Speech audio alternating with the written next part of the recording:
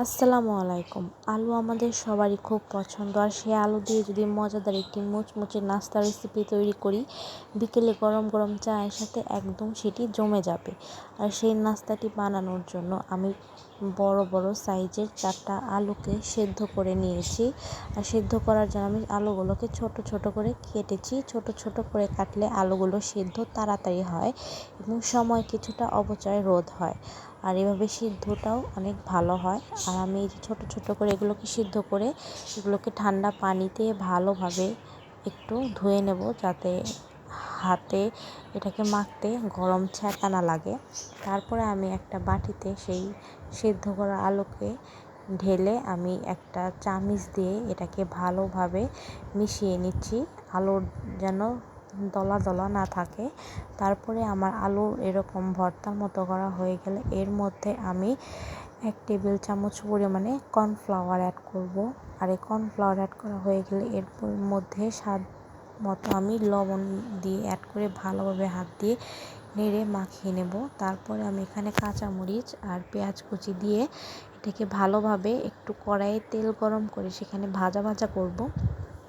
ভাজা ভাজা করলে এটার যে কর্নফ্লাওয়ারটা দিয়েছি আর একটা কাঁচা একটা গন্ধ, সেই পেঁয়াজ আর মরিচের সেই গন্ধটা আসবে না, আর খেতেও খুব একটা ভালো লাগবে। তারপরে আস্তে আস্তে এটাকে নাড়া হয়ে গেলে এটাকে আমি ঠান্ডা করতে একটা সাইডে রেখে দেব। তারপরে আমি একটা বাটির মধ্যে কিছুটা আটা ব্যবহার করব। এখানে 2 কাপ পরিমাণ আমি আটা নিয়েছি। আপনারা চাইলে আপনাদের পরিমাণ অনুযায়ী বেশি এবং কম নিতে পারেন। আমি 2 কাপ পরিমাণে আটা এখানে ব্যবহার করেছি। আর এই আটাটা মাখা আমরা সবাই জানি, এর মধ্যে একটু লবণ দেব। লবণ দিয়ে হাত দিয়ে ভালোভাবে এটাকে মাখবো। মেখে এর মধ্যে আমি একটু সয়াবিন তেল ব্যবহার করব। সয়াবিন তেলটা ব্যবহার করলে আটার ডোটা খুবই ভালো হয় আর এটা মচমচা হয়। আর সয়াবিন তেলটি দিয়ে মাখানোর সময় দেখতে হবে এটা হালকা হালকা গুঁড়ো গুঁড়ো একটা ফ্লেভার আসে কিনা। তারপরে যখন হাত দিয়ে পুরোটা মাখানোর পরে এরকম একটা ভাইব আসবে, তার মধ্যে আমি পানি অ্যাড করব। একটু একটু করে পানি দিয়ে ডোটা বানাবো। একবারে পানি দিলে ডোটা ভালো আসে না।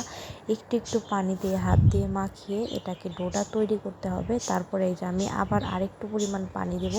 এভাবে কয়েকবার পানি দিয়ে হাত দিয়ে মেখে মেখে আমি সুন্দর একটা ডো তৈরি করে নেব।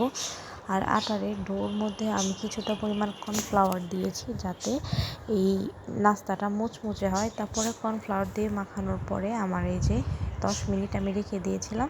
তারপরে আমি এই যে ডোটা দিয়ে একটা সুন্দর পুর তৈরি করে নেব। গোল রাউন্ড ছোট রুটির মতো করে আমি এর মধ্যে একটুখানি সেই আলু ভর্তার পুরটা দিয়ে আমি এগুলোকে বিভিন্ন সাইজে করতে পারি। আমি মোমো সাইজে করেছি, আপনারা চাইলে আরও অন্যান্য সাইজে করতে পারেন। আমি দেখুন মোমোর মতোই করেছি। আপনারা চাইলে বিভিন্ন পিঠা বানানোর যে মেশিনগুলো থাকে সেগুলো ব্যবহার করতে পারেন, কিংবা বিভিন্ন ধরনের শেপ দিতে পারেন। আমি এটাকে এই শেপে ভেজে নেব। ভালোভাবে এটাকে ভেজে নেব, গরম তেল একটু একটু করে দিয়ে এর মধ্যে ভেজে নেব। তারপরে হালকা বাদামি বাদামি করে ভাজবো। আস্তে একটু লো মিডিয়াম আঁচে দিতে হবে, যাতে এটা পুড়ে না যায়। তারপরে এই যে আমার ভাজাটা কমপ্লিট হয়ে এসেছে, আমি তারপরে যে নামিয়ে নিলাম গরম গরম আমার এই মুচমুচে রেসিপিটা।